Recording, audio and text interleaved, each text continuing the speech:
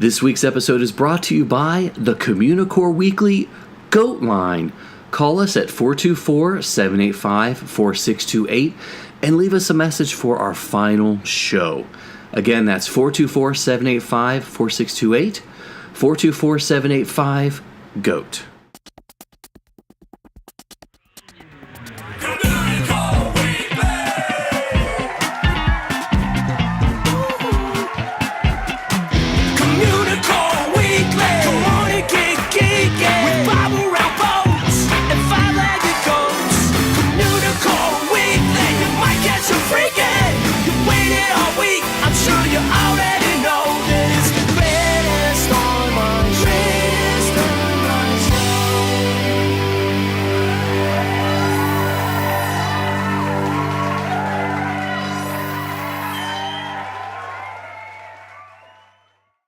Hello and welcome to Communicore Weekly, the greatest online show and home of the world's first pair of independently born identical twins. I'm George. And I'm Jeff. And throughout the entire, history of the show itself, we looked at a lot of other theme parks that were not Disney. So I'm glad we get to, look at another one right now as our final look at outside Disney parks. Yeah, it was a hard choice to make. Yeah. Yeah, there's so many amazing theme parks that have had so many great contributions, but had a couple good friends ring out with this one. So I have never heard of this one before. So I'm there. I think that's a good one. Yeah. All right. Well, let's learn about it. It's time for theme park history.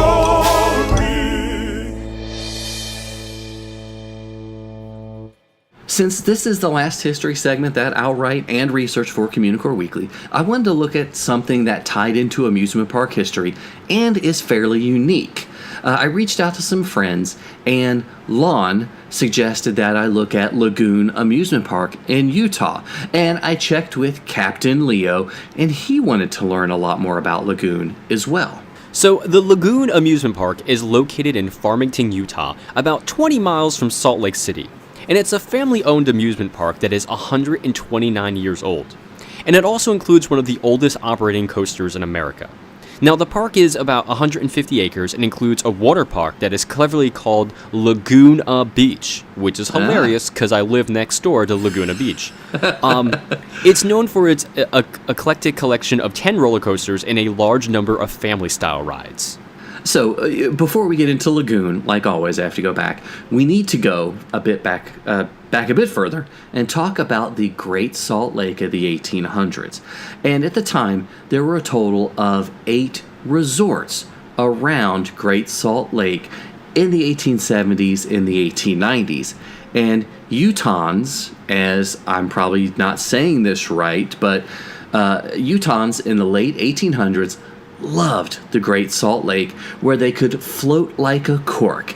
And this was their passion in the warm, 5 or 6 months of the year. And eventually, though, the changing lake levels would flood out most of them, the resorts, not the people, and leave them high and dry. So many of the resorts were built by local railroad companies to promote their lines. The Denver and Rio Grande Western Railroad built the Lake Park Resort on the shore of the Great Salt Lake in 1886. And one of the first amenities built at the resort was the bathhouses. And there's a great description from the July 29th, 1886 Salt Lake Herald. And we quote, "There are 100 in number of bathhouses, and each one is a shower, bath, a stationary wash basin, mirror, chairs, etc. They are smoothly furnished inside and present a comfortable and cheerful appearance, while the outside is made attractive by being neatly painted. Excellent ventilation is secured, and over the high partition between each of the rooms is an incandescent electric light, which must prove a great value to the bathers. A strip of ground running the entire length of the bathhouse has been enclosed by a handsome fence, and this will soon be converted into a grass plot." That is one handsome fence, I'm not gonna lie. Exactly. So the bathhouses can be entered from either side, and this arrangement is one also to be highly commended. The family bathhouses are much more commodious, being as large as some of the bedrooms in the average hotel, and are designed more particularly for the use of ladies and children. A stream of excellent water from a dry well flows into a large tank, and from this is supplied the water for the shower bath, thus including quality and force. There you go, you need force. So they also built a saloon and a pavilion, and the saloon was promoted as being modern and able to accommodate 3 times more customers than any other saloon in the country. Okay, and there were also 2 billiard tables and a lunch stand. And it was noted in some of the advertisement and PR that everything would be sold at city prices. Don't know what that means. But the pavilion, the dance pavilion, was elevated 6 feet off of the ground with 2 staircases leading to it. There was a raised platform for the orchestra at one end, and the entire pavilion had party-colored blinds. And I didn't know what party-colored blinds were, and they are simply blinds with different colors in different areas. I don't know.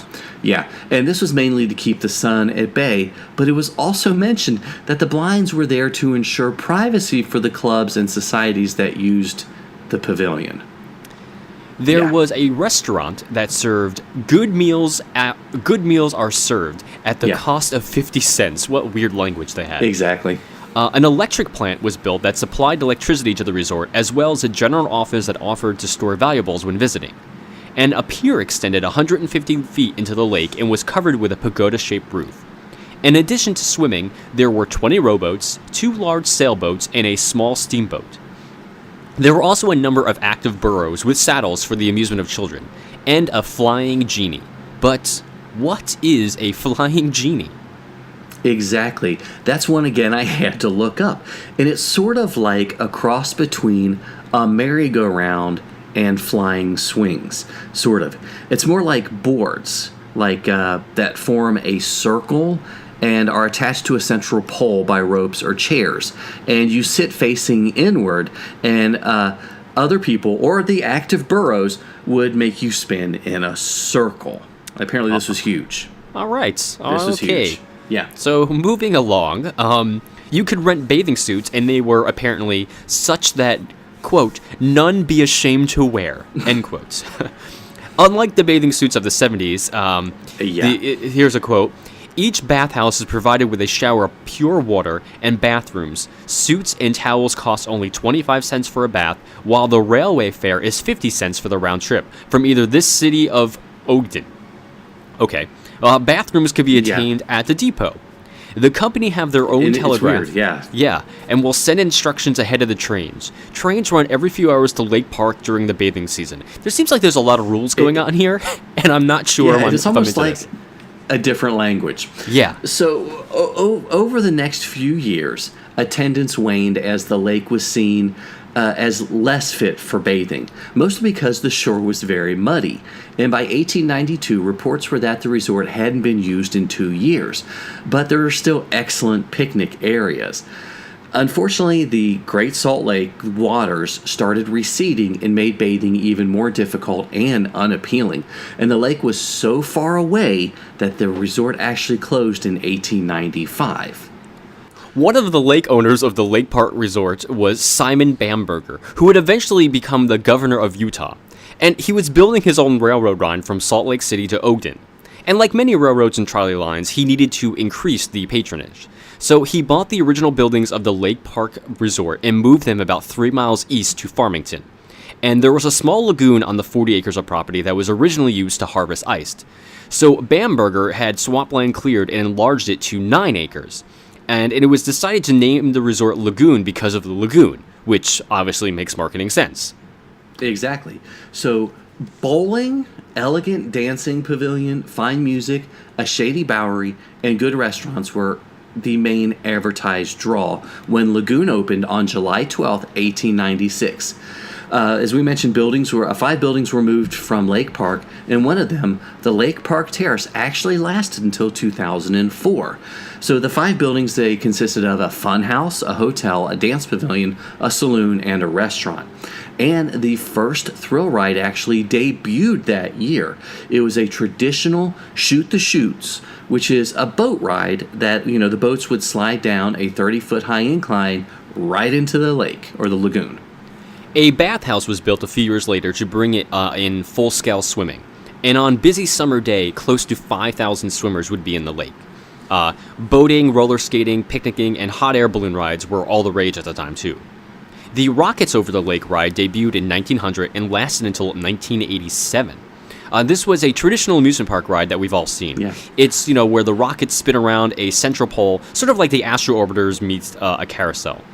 And a new dance floor was built that included a large band shell. And music would be a big draw at the lagoon over the next 100 years. And oddly enough, a zoo was added in 1898, and the main attraction was a grizzly bear named Nero. It's okay. And Nero actually escaped a few times, didn't hurt anybody, but just ate some of the park birds during his escapades or escapes. All right. And yeah.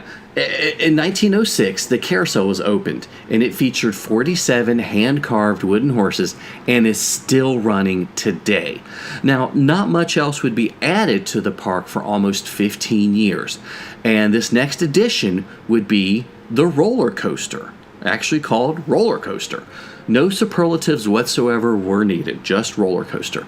And the wooden coaster was built by John Miller, who built a lot of the coasters at Coney Island. And it had a lift hill of 45 feet, reached 45 miles per hour, and was 2,500 feet long. And as I mentioned, it is still running to this day. The swimming pool arrived in 1921 and boasted 1 million gallons of water fit to drink, which is disgusting, and would remain open for 55 years. Another pool that was cemented, quote, was filtered open in the decade and offered 1.5 million gallons. No word on whether that one you can drink too.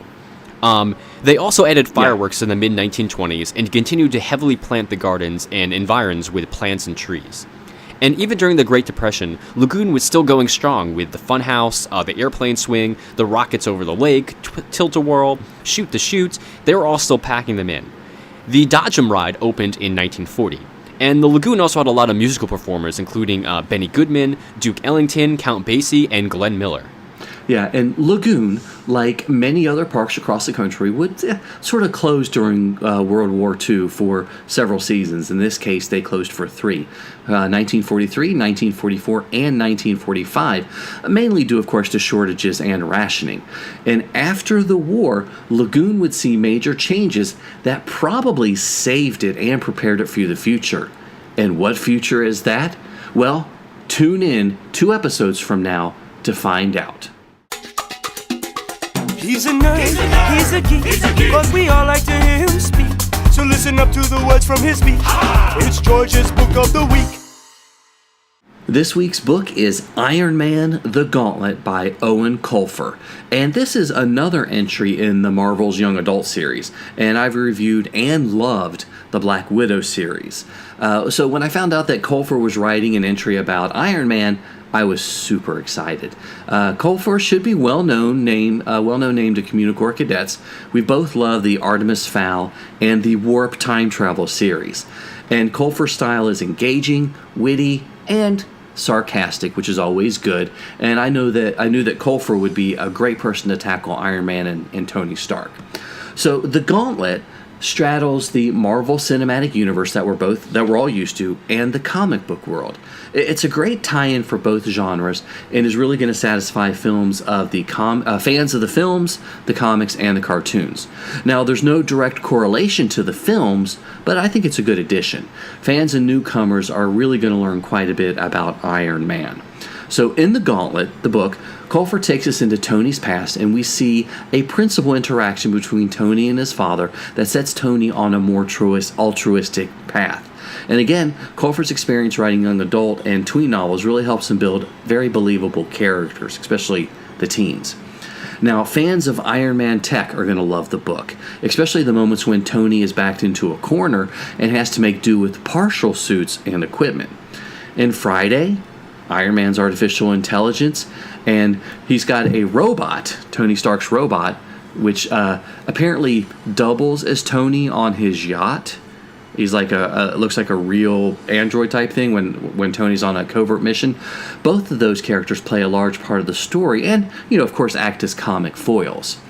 So the gist of the story is that Tony is scheduled to make an appearance at an environmental conference in Ireland. And Tony's yacht, again, piloted by Robo-Tony, while the real Tony's on a mission, makes its way to Ireland. And the yacht is pretty impressive. technology-wise, and fans will love getting a peek at the inside of it. So Tony makes it to the boat after the mission and decides to take his party pack suit, which is what Iron Man or Tony uses when it's for PR and public appearances. You know, it has lots of fireworks and a light show. It can be used like a DJ booth. And while he's flying to the summit, he gets a ping on a boat that's on a deserted island and decides to investigate it, and that's when all of the surprises happen. So one of the characters that helps ground the book in the teen young adult world is, and I'm going to totally butcher this, Saoirse, I'm not sure how to say her name, Saoirse Tony, a young Irish woman who ends up becoming the hero of the story. Overall, there's a lot of well-written action scenes in the book, which is really expected since it is a superhero novel, but Colfer does take us deeper into Tony's psyche as well as that of Saoirse. And yes, there is some teen angst, that's to be expected, but all the characters' emotions really do lead to a deeper story. And as intoned, there are times when Tony is backed into a corner without a suit or with a less powerful suit. And we see Tony and Saoirse really depend on their intellects. And the villain of the book, who I don't really want to talk about because it's sort of a surprise, is different from the movies, and he is in one of the Iron Man films, and aligns much more closely with the comics. He's drawn very well, and a great villain to Tony's hero. Fans of Iron Man, again, are going to love the book, especially a look at some of the new suits and how they function. And, you know, if you're sort of new to the Iron Man universe or you've only seen the movies, Colfer really does a great job of bringing you up to speed and not leaving anyone behind. So I'd highly recommend it. It's a great book for adults and teens, anybody that loves Iron Man. So this week's book is Iron Man the Gauntlet by Owen Colfer. Captain Leo, he can be your hero. Avert the crisis, he's actually a Pisces. Captain Leo, make your fist up in the air and show 'em. Hi, this is Captain Leo. I recently had the opportunity to see the new Disney film Moana. It was about the daughter of the village chief, and the village chief didn't want his people to leave the island, but her grandma believed in her and told her to find the demigod Maui. I really liked it because it was funny, especially Maui, and my favorite characters were the grandma and Moana. And actually, the music is by Lin-Manuel Miranda, who used to play Hamilton in the Broadway smash hit musical Hamilton. I recommend Moana for ages 4 and older. I hope you've all enjoyed Communicore Weekly, and thank you, Jeff and George, for letting me be on the show. To find out what I'm doing next, please follow me on Twitter at I am Captain Leo. For Jeff Heinbuch and George Taylor, this is Leo. You're welcome, and thank you. Sometimes you might see it, sometimes you don't. Hey, look, what's that? It's a five-legged goat. Peter Pan's Flight is one of the most classic attractions in the Magic Kingdom, where guests can board pirate ships and just take to the skies and soar with Peter and the Darling Children and the Lost Boys all over London and Neverland. But one of the biggest wow moments, for me at least, is when you first come over the hill when you're in London and you see all of London beneath you, and you get, Big Ben is there and all the traffic is rolling by in the busy streets. It's just always impressive to me. But the traffic has always, how do they do that, I always wondered. I always thought maybe they were little cars on a conveyor belt and they were going. But it's actually much, much more simple than that. There are actually 2 small dots of black light paint every car that are painted onto a bicycle chain that's just continuously running over and over again. So it's super simple. They're not even like real things. It's just one long bicycle chain, two little dabs of paint for the headlights of each car, and then that's it. Let them go. That's pretty impressive. What a simple thing becomes such an amazing effect. That's incredible. Yeah, I never knew that one either. That's a new one, so wow. Blows my mind. Fantastic. So something else that blows our mind is the Year of a Million or So Limited Time Cadets. Nailed it. Nice work. Weekly Prize Week, especially because you just threw it at me I took it and I ran with it. Good. I was going to make an IT crowd joke about, the internet being on top of Big Ben, but I figured I would. Not all of our listeners might would get it, but not that's everyone okay. listens to the IT crowd, which is a great show. Anyway, so only, 3 more episodes now? 3 more for after people this. No. Yeah, wow. Yeah, 3. To yeah. enter the Year of a Million or So Weekly Time Cadets. Yeah. So email communicoreweekly@gmail.com with your name and address so you can be in the contest. And this week's prize winner is going to get a Communicore Weekly prize pack. And the winner is Michael B. from Torrance, California. Yay! Congrats, Yay. Michael. How close is Torrance, California to where you are? It's fairly close, and now that I'm looking at the name, I'm going, I know this guy. So it's pretty close, actually. Uh-oh. It might be a So special that way delivery, we Michael. could save on postage. Exactly. There you go, just some shoe leather. So don't forget, you still have time to enter the contest and win an amazing prize. Well, we hope they're amazing. Just email communicoreweekly@gmail.com. So we are at the end of another episode. So thank you guys so much for watching and listening to another episode of Communicore Weekly. However you get the show, YouTube, iTunes, whatever, leave us a rating, leave us a comment. We'd love to hear from you. Yes, and again, email us at communicoreweekly@gmail.com to enter the contest or leave us a comment of some sort. You can also like us on Facebook at facebook.com/Communicore Weekly. And follow us on Twitter, Instagram, and Periscope. I'm at Imagine Earning. He's at Jeff Heimbuck. You can also call us on the Communicore Weekly Goat line at 424-785-4628. And visit communicoreweekly.spreadshirt.com, where you can pick up some incredible Communicore Weekly t-shirts. And you still got a few weeks left to get your official cadet membership card and stickers. All you got to do is send a self-addressed stamped envelope to Communicore Weekly, P.O. Box 432, Orange, California, 92856. And you can always visit patreon.com/Communicore Weekly to find out how you can support the greatest online show. For Jeff Heimbuck, I'm George Taylor. And for George Taylor, I'm Jeff Heimbuck. Thanks so much for listening, guys and gals. We'll see you next time on Communicore Weekly, the greatest online show.